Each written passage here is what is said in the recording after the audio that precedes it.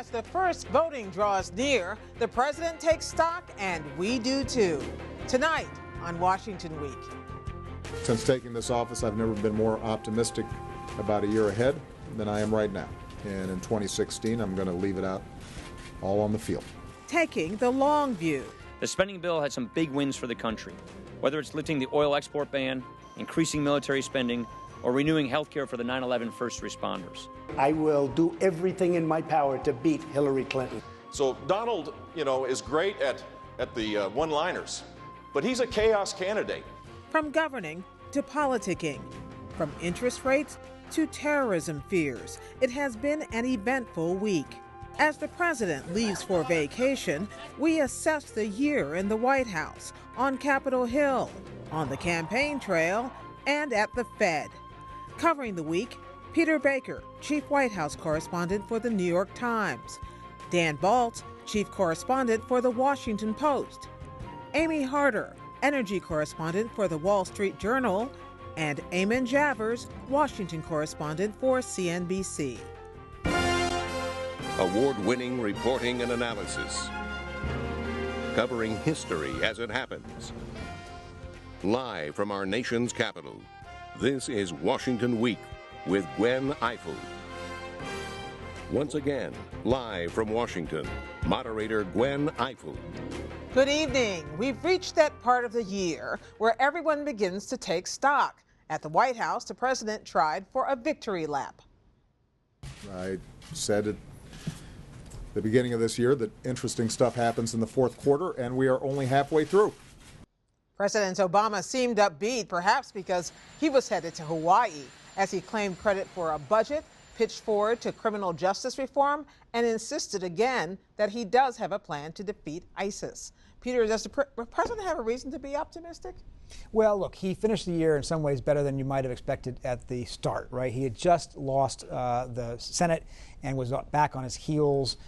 People thought we were heading into a pretty strong lame duck moment. And in fact, in 2015, he has some things to show for it, particularly on the international front. Climate change, most recently in Paris, an Iran agreement on their nuclear program. He's working on things like Syria and other things, but it's been certain progress to point to. And on the domestic front, it hasn't been a lot of fireworks this year, but there have been things that they got accomplished. They got trade authority so he could negotiate this deal with the Pacific Asian nations. They had a fix on the Medicare doctor thing that's been stymieing them for years, a budget deal that went without a government shutdown or kind of crazy kind of stuff, an agreement on National Security Agency surveillance. So, it hasn't been flashy, but he got some things done. Having said that, as you mentioned, the ISIS thing sort of hovers over it. And he was talking about squeezing ISIL's heart, but I wasn't quite certain what he was proposing that was different from what he's done. He hasn't proposed anything new. Basically what he's done since Paris, since San Bernardino, is kind of come out and say, look, what I'm doing is working. We'll do a little more of it. We're going to do a little more airstrikes here, a little more support for local forces there. But basically my strategy is going to work. Be patient. It's not a satisfying message politically. And the small gains he had seen in the polls kind of in the middle of the year have now dissipated. He's back down to about 44% in our poll approval rating, which is where he was at the start of the year. So that's kind of a disappointing ending for him, I think. Peter, can I ask you a question? I mean, a year ago at this point, we were talking about the shellacking that the Democrats had taken, and him in particular. What did they take away from that, and what adjustments did he make in the way he decided to approach this year? Yeah, it turns out that losing the Senate may have been the best thing that ever happened to him, because he was no longer tethered to the Democrat majority in the upper body, which he didn't agree with on a lot of things. And he found himself, I think, kind of liberated a little bit, willing to make deals with Republicans, and he had a partner in Mitch McConnell who wanted to show that the Republicans in the Senate were worthy of governing and worthy of the majority and wanted to get some deals done. And they did it on things where there was a confluence of interests, like trade, and things like that on the budget, and even on some of these tax extending provisions that they had. He didn't go forward with a lot of stuff that liberal supporters would have liked to go forward, because he decided that was just beating his head against the wall. And if you stop beating your head against the wall, it starts to feel a little better. Peter, today he talked about the fourth quarter of his presidency, the last half of the fourth quarter of the presidency. He's really getting down to the wire here. Do you get the sense that he has any kind of a different game plan for the last year, when this huge presidential race is going to be out there and all the oxygen is going to be kind of sucked out of Washington and onto the campaign trail? How does he govern? How does he change what he's doing in that kind of a context? It's called Air Force One. You're going to see the president get on that plane a lot this year. In this coming year, he's going to get on there 7, 8, 9 times, I think, to go overseas. A lot of presidents do this in their final year of an 8-year presidency because you have the most latitude, of course, in the international front when Congress is busy, no longer caring about you and focusing on who your successor is going to be. He has some opportunity. You talked about criminal justice reform. Right. That's probably the biggest area where there seems to be a moment of possibility between the two parties coming up in this final year. And he wants to pass the trade deal that he did negotiate. The Pacific trade. The Pacific trade deal. And there's some question as to whether he can get that done. But you'll see him travel a lot because being on the international stage is the one place where he still has some room for maneuvering. Peter, you talked about how the climate agreement in Paris was a big success for him, and indeed climate is a big legacy issue for the president.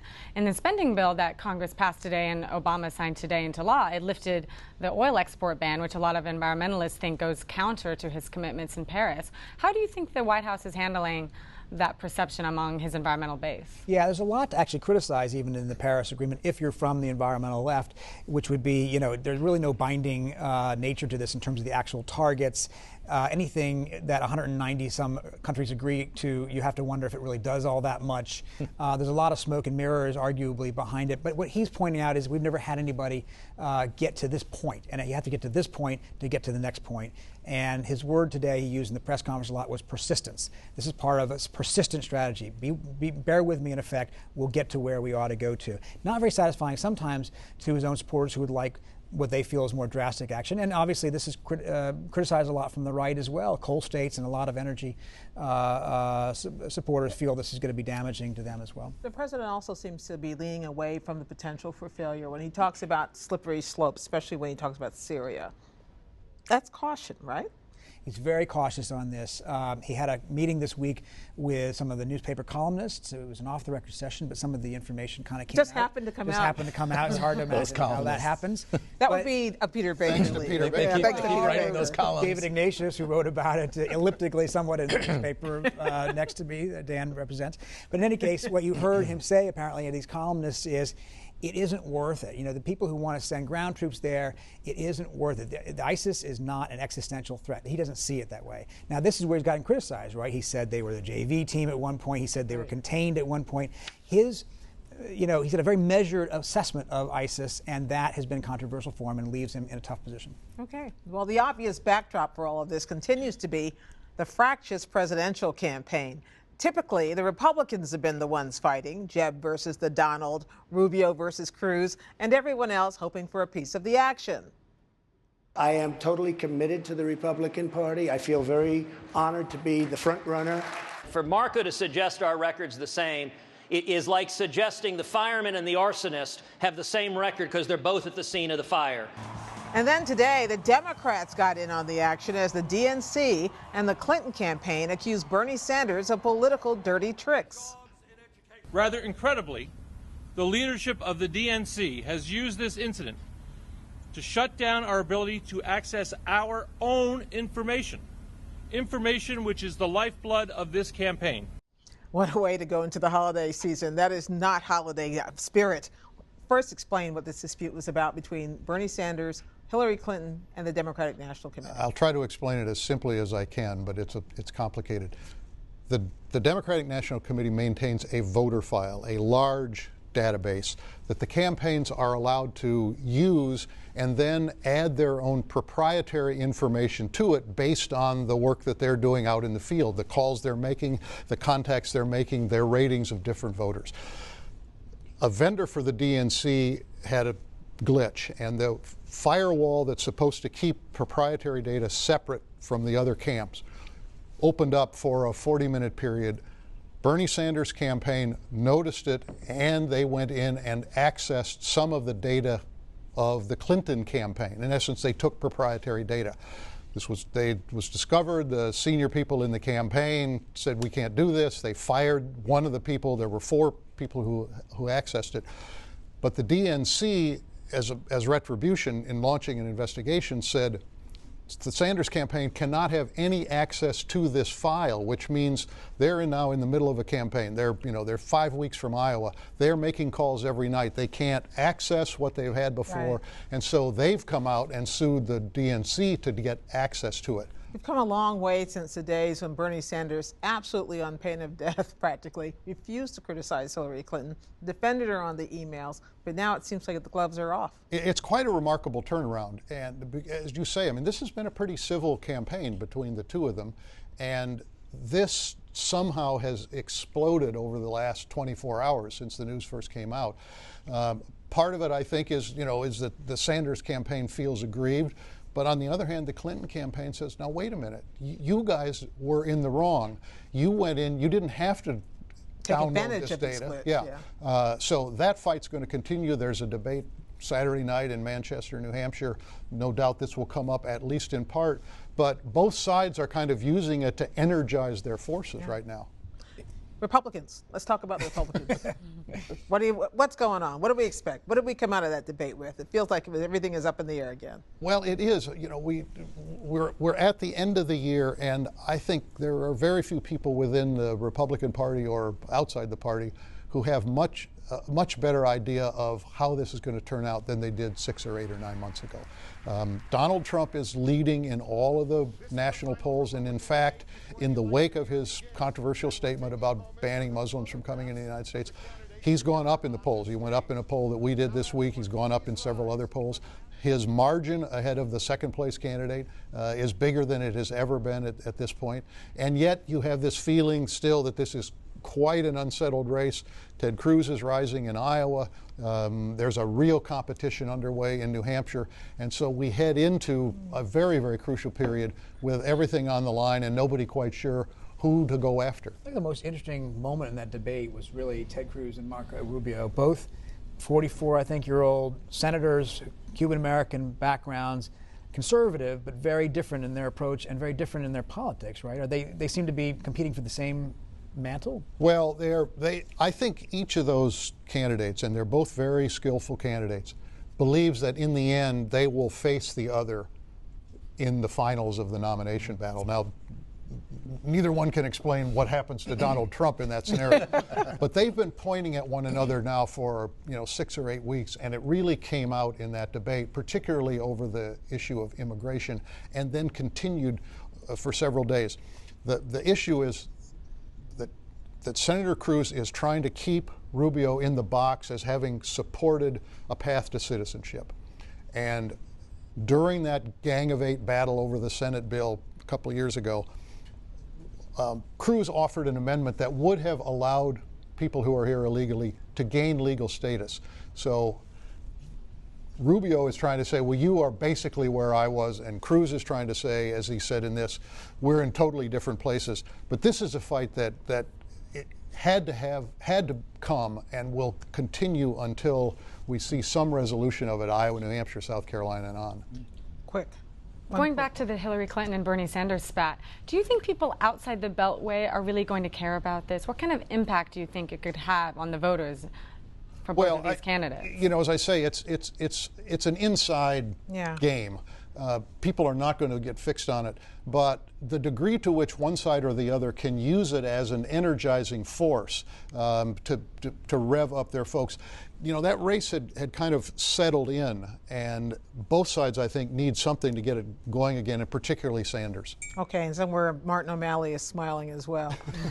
While they were fighting on the campaign trail, Republicans and Democrats were striking deals on Capitol Hill.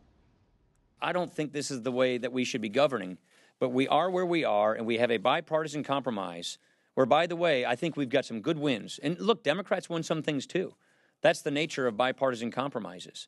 Of course, the omnibus was a compromise, but under Nita's leadership, we came a long way. It is a monumental improvement over the special interest-ridden appropriation bills that House Republicans were offering this year. Even the president was praising the deal. So about what was different this year, Amy? We've never seen such camaraderie around budget time before. Well, I think we found this sweet spot between a lame duck speaker and a honeymoon speaker. We saw Speaker Boehner. He was the one who crafted the budget deal that set the overall spending levels, which took some of the pressure off the new House Speaker, Paul Ryan. And then he comes in. Everybody really wanted him to be Speaker. There was so much built up to that. And then he comes in and he listens to a lot of the members a little bit more than some said they were listened to under the Boehner terms. And then you have this deal. And so I think it's a combination of the honeymoon phase, which you often see, and then this lame duck period where Boehner was able to get the spending numbers down, and that brought on some of the Democrats. Right. And because you needed the Democrats to pass the spending bill, that opened up an area of compromise. Now, the best example, or at least one of the good examples in this budget document, is something you alluded to earlier, which is this oil export ban, which was, first of all, I didn't know there was an oil export ban. Turns out there was, and Republicans wanted it lifted, and this bill would do that in exchange for some sweeteners for Democrats. Right. I saw the oil export ban, which was, just a little background, put in place in the 1970s in the aftermath of the oil embargo, sent gasoline prices skyrocketing, and so Congress passed several bills to do that. And so coming back to the spending bill, it was viewed as sort of the glue that held everything together. It was the big GOP victory. And Democrats were willing to entertain it, in part because a lot of American voters don't know about it. And so it made it easy to negotiate around it. Right? But ultimately, a lot of people don't know about it. It's not that common in Washington to undo something that's been in place for 40 years, right? So what I'm wondering is, how did we get to the place where something that was viewed as an absolute sacred cow, you just could not remove that, suddenly this week, poof, it's gone? It was a really concerted 2-year lobbying campaign on the behalf of this big united oil industry campaign and some key senators and representatives on Capitol Hill. You saw, there's maybe a dozen reports put out in 2014. Most of us don't pay attention to reports, but they help build the public debate toward the issue. I also think there wasn't a lot of concerted opposition to oil exports. You had a couple of oil refineries that were going to lose some of their profits, and so they opposed it. Environmentalists were distracted with the Keystone XL pipeline, which, of course, President Obama rejected last month. For those who might not understand, like Gwen and me, what is the downside of it? Why not? What's wrong about it? Right. I mean, that's a great question. It didn't really come through in a lot of the debate. Congress passed this so quickly, it doesn't seem like there's a big downside. Some of the critics, it's a little bit of a fragmented opposition. You see environmentalists who oppose it on climate change grounds. They think if you allow more oil exports, you'll encourage more drilling, and that'll encourage more carbon emissions.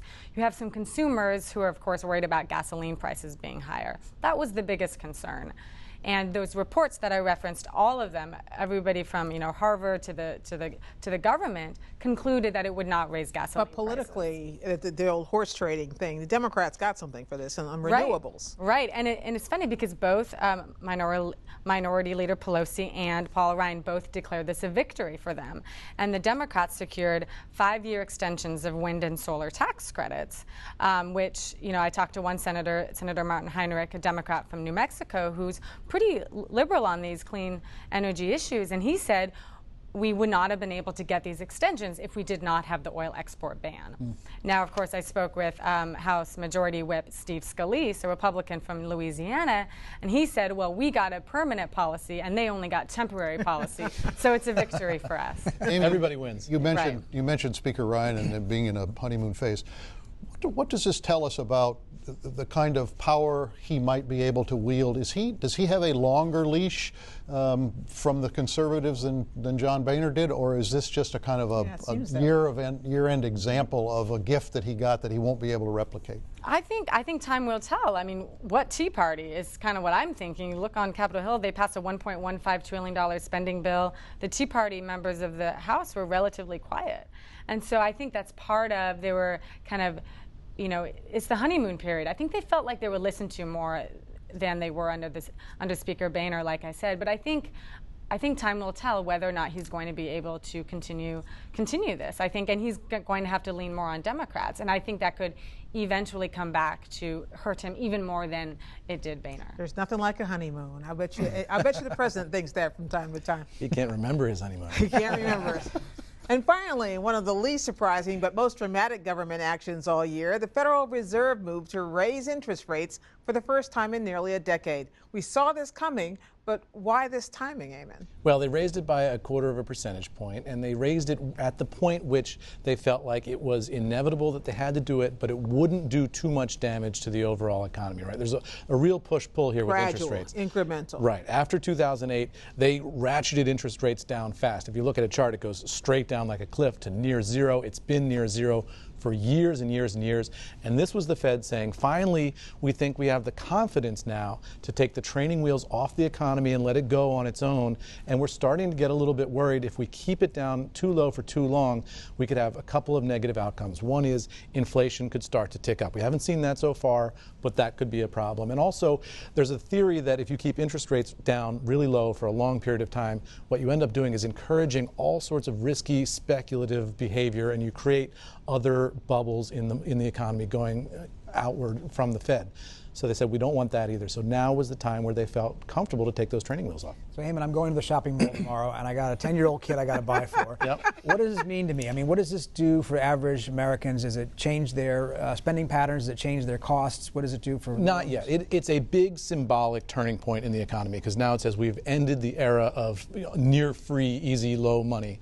And now we're going to go into an era where we think we might be raising interest rates. Ultimately, though, it means that, getting a loan of any kind is going to be more expensive. Marginally now, it's 25 basis points is not very noticeable. So we should have bought a house last week. Is that right. Yeah. But it probably won't be noticeable in mortgage rates either. Your credit card debt and other things probably won't be affected dramatically by this. But in theory, over time, higher interest rates mean it's tougher to borrow, more expensive to borrow, and you'll be paying more on those kinds of debt. But is this the beginning of what will be a steady series of increases? Does the Fed what are the signals that the Fed is giving about kind of where they think they may be heading? Yeah, we don't know for sure, because the Fed never says for sure, but somehow the market always manages to form these very accurate impressions of exactly what's going to happen, right? Goldman Sachs put out a note late tonight saying that they think there's an 80% chance of another interest rate hike in March. So they think that that's definitely coming, and we're sort of on a glide path to that.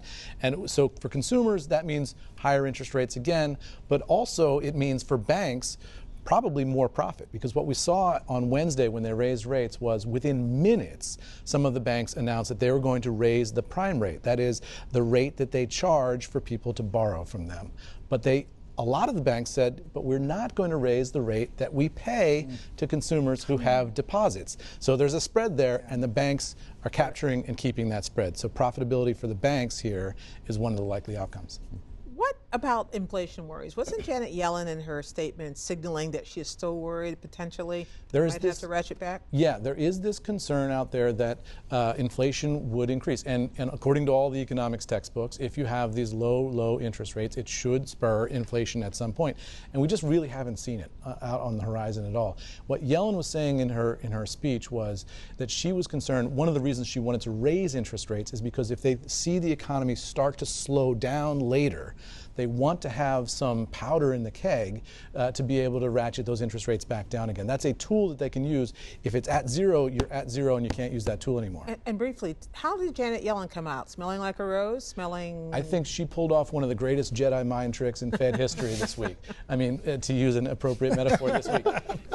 I don't know why I happen to be on my mind. What she did was magically, without telling anybody, which would be an illegal and inappropriate leak, she managed to let the market expect exactly what would happen, the day it would happen, and the exact number of basis points by which they would raise. And the market, which had spent the previous year or more freaking out about any hint of interest rate hike, loved it, and the market rallied. Maybe there was a lightsaber under her chair. Yeah, that's right. Thank you, everybody. I was going to avoid all the Star Wars. You can't avoid it. You can't.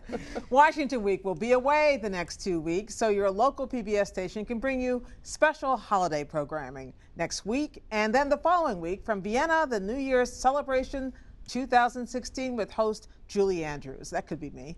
While we're away, be sure to check out our website for some special year in review content. And of course, later tonight and all week long, the Washington Week Webcast Extra Year in Review.